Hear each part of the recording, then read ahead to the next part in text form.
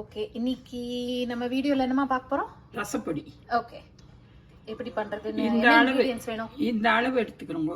Okay, இதுல வந்து 8 spoon துவரம் பருப்பு, சரி, 4 ஸ்பூன் கடலை பருப்பு, ஓகே, 3 ஸ்பூன் மிளகு, ஓகே, 3 ஸ்பூன் சீரகம், ஓகே, 8 ஸ்பூன் தனியா, சரி, 12 மிளகாய், ஓகே, கருவேப்பிலை, பெருங்காயம். ஓகே, போட்டு வானாயில நல்லா வறுத்துக்கணும் எல்லாத்தையுமே. ஓகே, வானாயில எல்லாத்தையும் போடுறோம் நாங்க.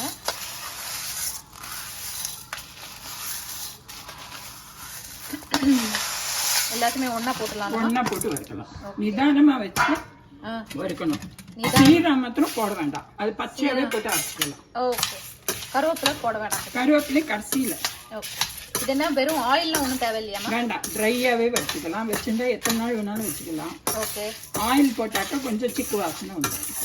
ஆயில் நெய் எது போட்டாலும் சிக்கு வாசனை வரும். ஜஸ்ட் ட்ரை ரோஸ்ட் பண்ணணும். ஓகே, இப்போ எவ்வளவு நேரம் இது வறுக்கணும்? என்னன்னா பொன்னிறம் மாற வரையிலும் சிம்மில் வச்சு வறுக்கணும். ஓகே, ரொம்ப பெருசா வச்சுட்டாக்க பாதி கருப்பாயிடும், பாதி பொரிப்படாது.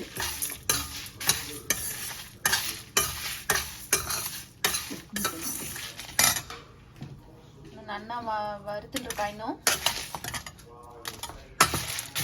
நல்லா வறுபடணும்.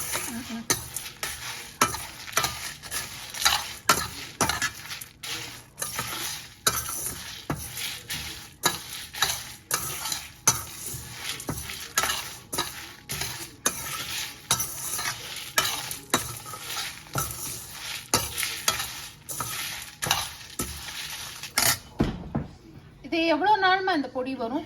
எவ்வளவு நாள்? இது வந்து ட்ரை ரோஸ்ட் பண்றதுனால ஒரு மாசம் கூட வச்சுக்கலாம். நல்லா ஏர் டைட் கண்டெய்னர்ல போட்டு வச்சிருந்தா வாசனை போகாத நல்லா இருக்கும். அதுக்கப்புறம் இந்த பொடி வச்சு நம்ம ஒரு ரசம் பண்ண எந்த ரசம் வேணாலும் இந்த பொடி வச்சு, பருப்பு ரசம், தக்காளி ரசம், லெமன் ரசம் எது வேணாலும் பண்ணலாம். நெக்ஸ்ட் இந்த நம்ம சேனல்ல வரும் அது. இந்த பொடி வச்சு எப்படி ரசம் ரெசிபி பண்றதுன்னு,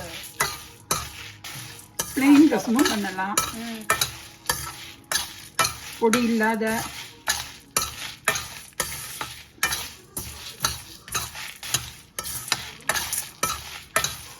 வாசனையா தான் இருக்கு. பருப்பெல்லாம் வறுபட ஒரு வாசனை வரும், மணமா இருக்கும். இதுல எண்ணெய்லாம் போடலாமா? அதெல்லாம் நல்லாவே இருக்காது, டேஸ்டே மாற்றி. நம்ம பண்றதே ரசம், குழம்புனா போடலாம்.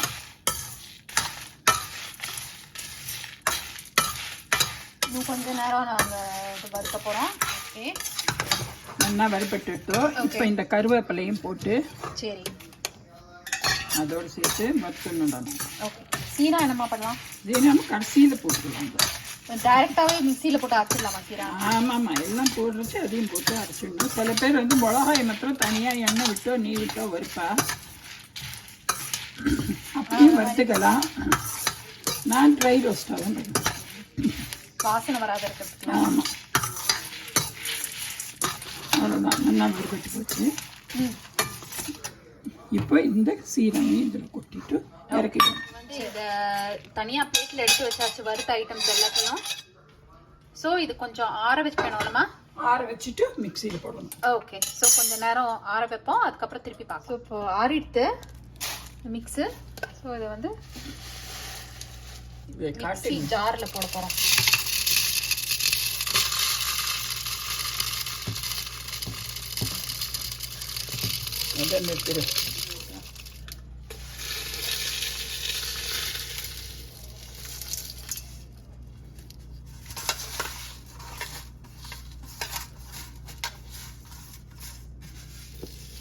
அரைச்சாச்சு. நல்லா கரகரன்னு தான் நர அரைக்கணும், ரொம்ப பவுடரா அரைக்க வேண்டாம், ரொம்பலாம் மையா எல்லாம். இப்படி கரகரப்பா இருக்கணும். க்ளோஸ்அப்ல காமிக்கிறேன். இதுதான் மிக்ஸ், ரசப்பொடி மிக்ஸ். அவ்வளோதான், இன்னைக்கு வீடியோ ஓவர். இந்த ரசப்பொடி ரெசிபி வச்சு எப்படி ரசம் பண்றதுன்றதை நம்ம இன்னொரு வீடியோல பார்க்கலாம். தேங்க்யூ ஃபார் வாட்சிங்.